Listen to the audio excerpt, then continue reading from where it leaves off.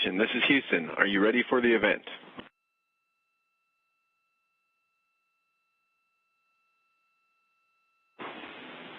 JSC PAO, this is Mission Control Houston. Please call station for a voice check. Station, this is Courtney Beasley with JSC PAO. How do you hear me?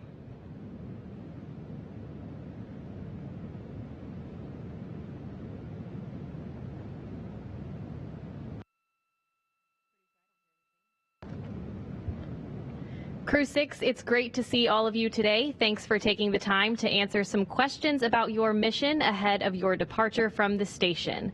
We'll be taking some questions from our phone bridge and through our social media using the hashtag AskNASA. As a reminder, for those on the phone bridge, press *1 when you're ready to ask your question and *2 if your question has already been answered. And on social media, be sure to use the hashtag AskNASA if you'd like to submit a question. And if your question is for a specific astronaut, please direct that question to them by name. Before we start taking questions today, we'll kick it off with some opening remarks from Crew-6. Take it away.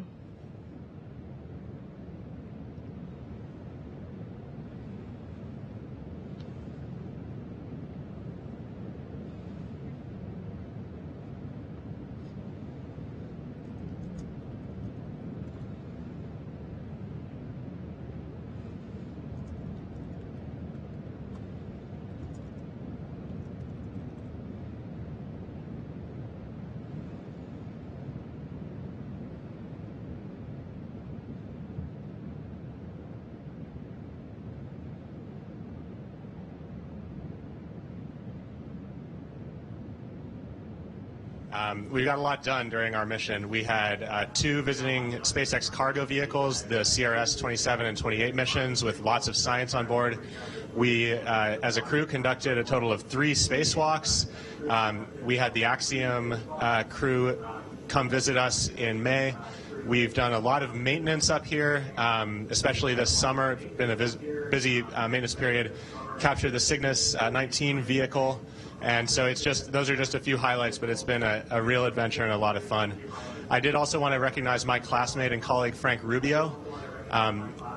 We've been up here for 6 months. Frank thought when he flew to space he would be here for 6 months, and partway through his mission he found out that it was extended to a year. His leadership up here as the USOS lead has been incredible. He's been amazing to work with, and Frank is just making a huge sacrifice being away from his family for so long, and just want to really recognize the service he's given to us aboard the space station. All right, it's my honor to turn it over to Sultan, and I also wanted to just recognize Sultan as the first long-duration UAE astronaut. It's been amazing working with him up here, and getting to see him do the first spacewalk of any astronaut from his region was one of the true highlights of our mission. Thanks so much, Woody. And ground, we have an echo here. If you can turn off the mic whenever we're talking.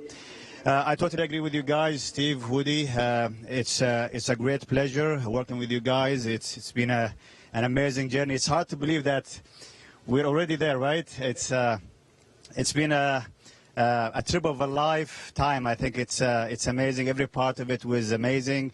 Arriving here and saying goodbye to a crew that we had a short handover with them, and we're just going to do the same with Crew-7. It's hard to believe, honestly. But every part of it was amazing. Our spacewalks, our experiments, our daily routine, the interaction with the students from all over the world, it was really amazing. And just spreading the enthusiasm is really amazing. And hopefully it won't be the end. Hopefully we'll get to fly together as a crew, and we always get to be asked whether we want to fly with the same crew, and I always say 100%. So I would definitely choose you guys to fly in the future again. Over to you. Thank you all.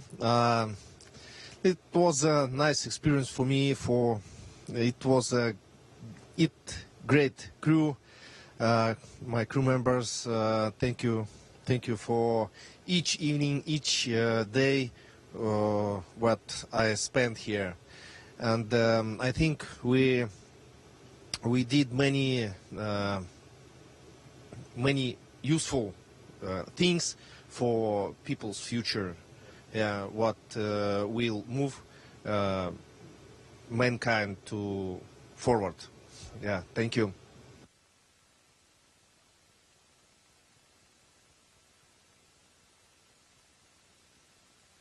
Of a technical difficulty at first, would you please repeat your opening remarks for us?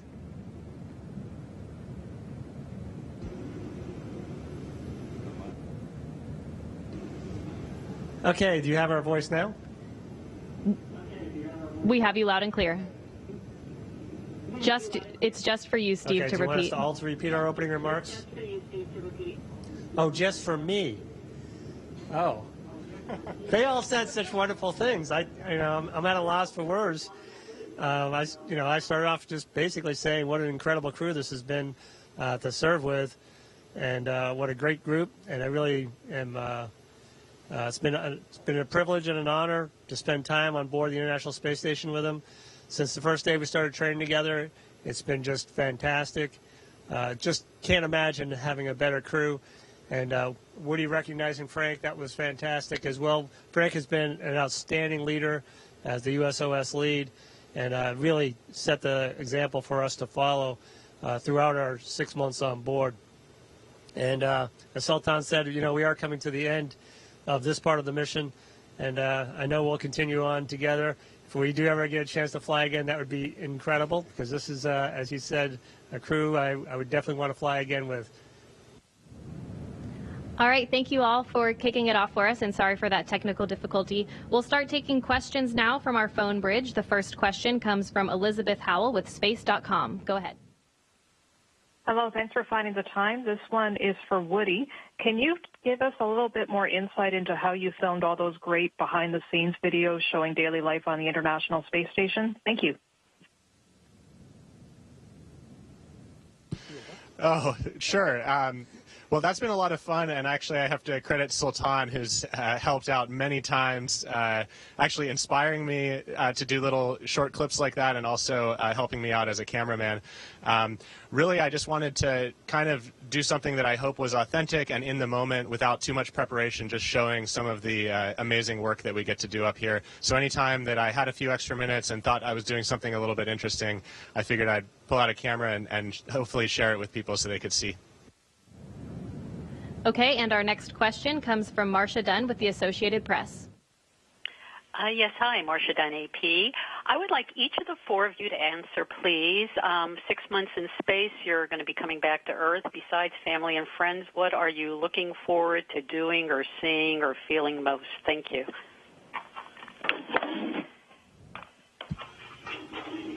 I'm looking forward to the nice ocean air and peaceful, calm sea. That'll be really nice to get back to, and really just getting around and having that experience.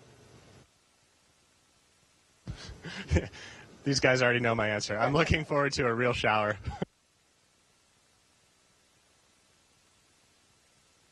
Thank you for helping us saying beside family and friends. Yeah, family and friends are the most important, and beside that, I would love a real hot cup of coffee. But I think my dream is a bed for good sleeping. I can lay one side, another side, my back. Sleeping. Thanks. Our next question is from Bill Harwood with CBS News.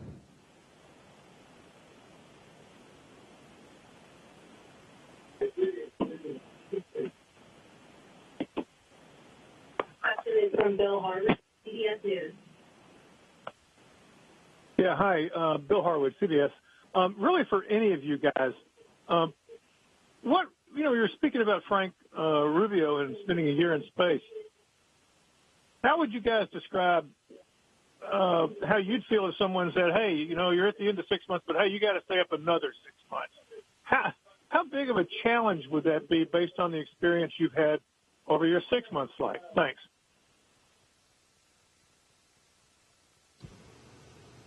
Yeah, obviously that would be a real big challenge, especially this late in the game, because we're within a couple weeks of heading home. So that would be a huge mental challenge to overcome, and not just for me, but also for my family. And I'm sure they all feel the same.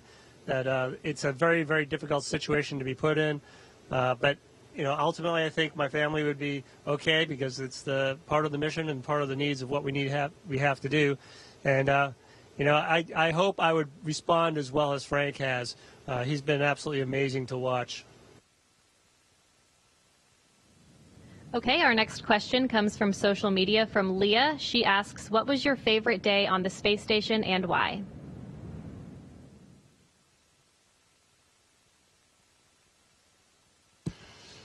Well, my favorite day was my first spacewalk. That was something I've dreamt of for a very long time, and we had a lot of fun going outside and installing a new IROSA solar array.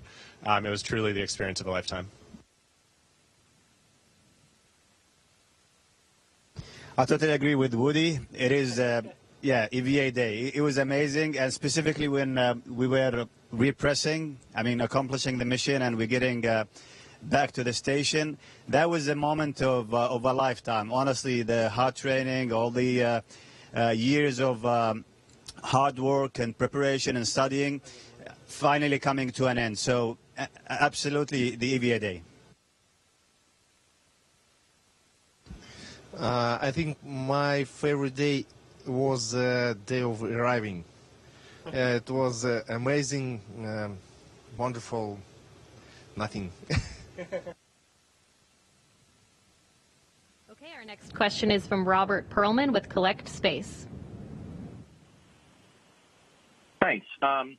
Did any of the four of you or all of you watch the broadcast of India landing on the moon earlier today, or have since seen the photos from the moon? And if so, can you share if it was particularly surreal watching something like that happen while you yourself are in space, or just give your thoughts on the achievement that was achieved today? They were saying a podcast, but the broadcast about arriving. Yeah, no, they actually had. You saw it? Yeah. Okay. Yeah, I had the privilege actually to see that. It was amazing, and I was having my lunch, and I was telling Woody, oh, they made it, and it was really great. As you mentioned, it's really surreal just watching a man-made object landing on the moon, and this is a nation faring, like a space-faring nation like India having the first of a kind mission. It's really amazing. I think it's only the beginning for them, and hopefully many countries and nations will follow the same footsteps. Again, we have an effort going back to the moon, and this is really important to emphasize on the global effort. We can't go alone. We always emphasize on the shared efforts towards achieving one goal. Our next question is from Mark Carreau with Aviation Week and Space Technology. Thank you. My question is for any of you. Is there any kind of takeaway that you especially think you've experienced for future moon exploration during your stay on the space station?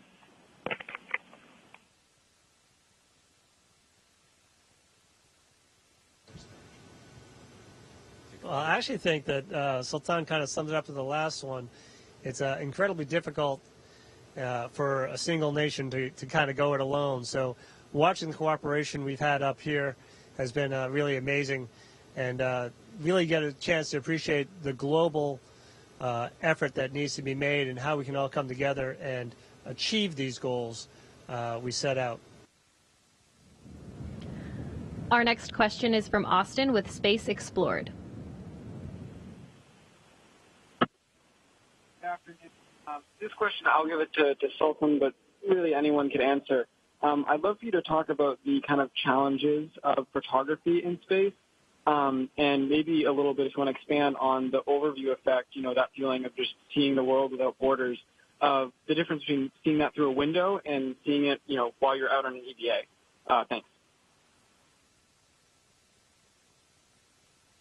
Yeah, thanks for the question. Honestly, we have plenty of training on Earth on different equipments and different cameras and lenses. So we arrive equipped with the knowledge and the know-how how to take pictures. But honestly, it was challenging in the first few days because you have to, first of all, and I would say three things. You need to have planning, and then patience, and then the technique. So with that, I would say it would be easier for you to take pictures, and it would be easier for you to target specific locations. And regarding the overall or the overview effect is really deep because you see the planet and everything that you know of, the history and all the actions and the events throughout the history in that planet that you are orbiting every 90 minutes. And it's only protected by, I would say, a thin layer of atmosphere. And it's really surreal, like you're living in a planet that is susceptible to damage. That's why we always say we need to protect it. We need to have good care of it, like collectively, as nations. So that is my view of your questions. Our next question is from Elizabeth Howell with Space.com. Hello, this one is for Sultan. I wanted to follow up on the Chandrayaan-3 wonderful news. Were you actually, as a group, watching the broadcast, or were you notified of it? Like, how did you find out that the successful landing had occurred? Yeah, unfortunately, I didn't see it live. I was only checking the social media while having lunch, and it was all over the news. It was really big, and I saw multiple clips of mission control in Israel, and it was, I think, a nation-wide broadcast. I saw the Prime Minister also watching live, so it was really great watching that achievement, and hopefully, as I mentioned, many nations will follow the same footsteps of India. Our next question is from Manuel Mazzanti. Hi, how are you? Congratulations to four of you on a successful mission. This is a question for Sultan Alneyadi. We know you've been super busy during your stay on the station, but also we saw you on a lot of videos, even in social media, interacting with hundreds, if not thousands of students on live sessions, even answering to your own son. How do you feel?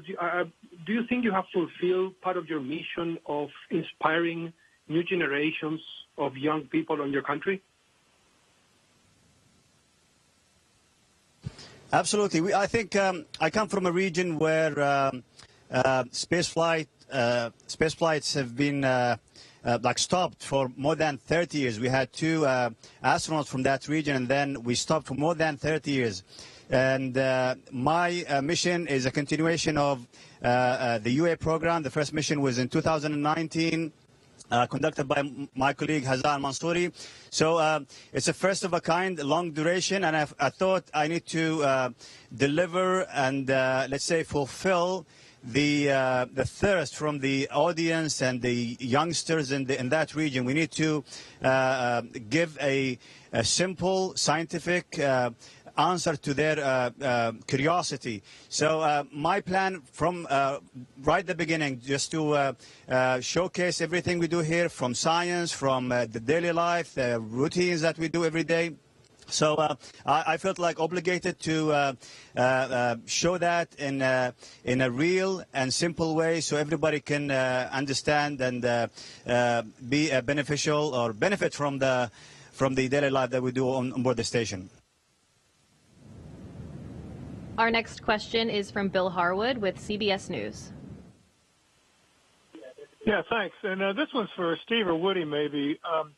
What's the one thing you'd want to make sure to explain to Crew-7 once they get on board? In other words, maybe a surprise or two that caught you off guard after you got aboard the station that you'd want to, if not warn them about, at least inform them about. Maybe one or two examples of that. Thanks.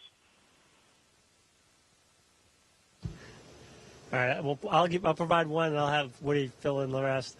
The biggest thing to say is that it'll get better, because when you first get here, when you first get to space, even if you've been here before, that first day, that first couple of days, there's a big transition period, and actually it goes on for about 6 weeks. So patience, and really just keep plugging away, and it all gets smoother, it all gets better, it all gets so enjoyable over the next month or two. Yeah, I think that's really well said. We've actually had a chance to talk with Crew-7 a few times, which has been really enjoyable. Just talking with them mostly about their flight up on Dragon. We are really looking forward to watching Crew-7 launch on Friday morning. We certainly remember our launch fondly, and I think we kind of suggested that it's worth it for them to really focus on Dragon. They've got a dynamic event coming up, and so I'm expecting that they'll be very focused on their launch, their rendezvous, their docking, and then once they get here, the time scales change completely. So they've got a lot of time. We all feel like we want to go 100 miles an hour and put our training to use and be really effective right away, but it's a long road ahead, and so they'll, I hope, hopefully have a bit of time to just relax, enjoy themselves, and get into the groove of living and working up here aboard the space station. The next question is from social media from Nisoth. What are your takeaways from spending 6 months in space, and is there something that you would like to continue back here on Earth?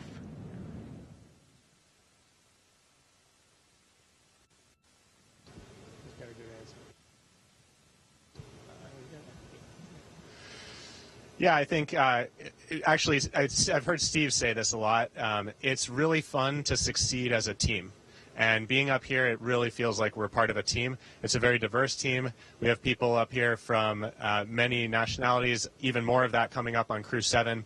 And, we're a really tight-knit, close team up here. I want more of that kind of dynamic in my life. It's been really enjoyable being part of this team. And we also really feel it up here how part of the team we are with the ground. The number of people it takes to support missions like these is incredible, and it's just wonderful working every day with our control centers around the world and all of the engineers at places like SpaceX that support these missions and make them happen. We have another social media question. This one is for Sultan from Ahmed. He wants to know, what is the first thing you will do when you arrive in the UAE?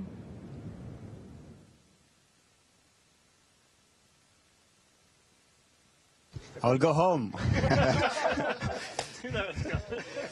Yeah, honestly, arriving to your homeland after succeeding your mission, I think it's a great thing to have. I cannot honestly comprehend yet, so hopefully I'll get to spend a little bit of time with the family, and then I think the wheel will start rolling again. Hopefully we can get in touch with a lot of students and share the experience with everybody, and just spread the enthusiasm about space, because this place is amazing, and this is only the stepping stone for future and further, I would say, targets in the space. So yeah, overall, just sharing the experience with everybody.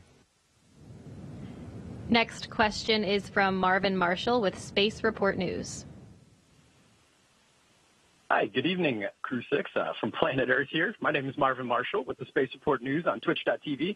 Thank you, NASA, for allowing me this awesome opportunity. And we also want to thank Sultan for all the amazing pictures and videos that you posted during your 6-month stay. You've inspired us all and no doubt have made your country very proud. My question's for anybody who wants to answer. Have there been any pranks played on each other while you guys were up there? Or, any funny stories that you'd want to share from the past 6 months? Thank you again for all your hard work, and enjoy the ride back to Earth.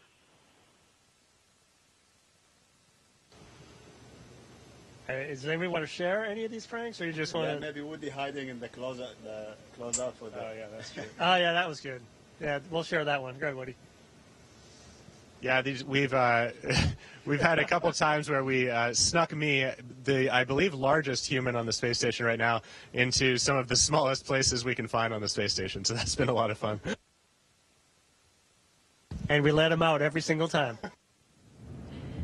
Next question is from Robert Perlman with Collect Space. Steve, unlike your 3 crewmates there, you returned to Earth before, even aboard another spacecraft named Endeavour. Other than ending with a splashdown, what do you expect will be different this time around compared to your past experiences?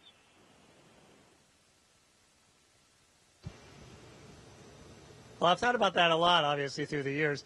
And, you know, by my third shuttle flight, I was up walking around. I was perfectly fine after landing. I don't anticipate having that ability this time.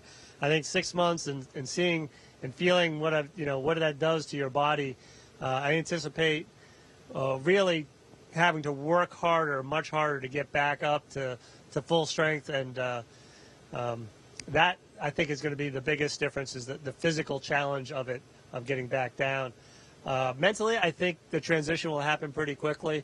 It's a good routine, and we have a good plan set up to transition ourselves back to the real world and back to the office. Next question is from social media from Vebov. How do you keep your leg muscles so strong so that when you get back to Earth, you can properly walk after 6 months?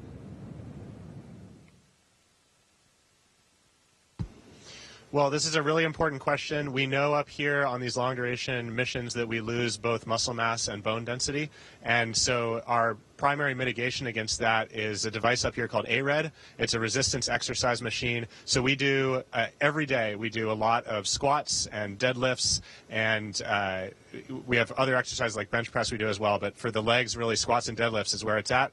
We also do a lot of cardio, but that consistency of exercise is really important for setting us up for success when we return. Our final question is from social media from Anna, asking, how did you start your day on the space station every day?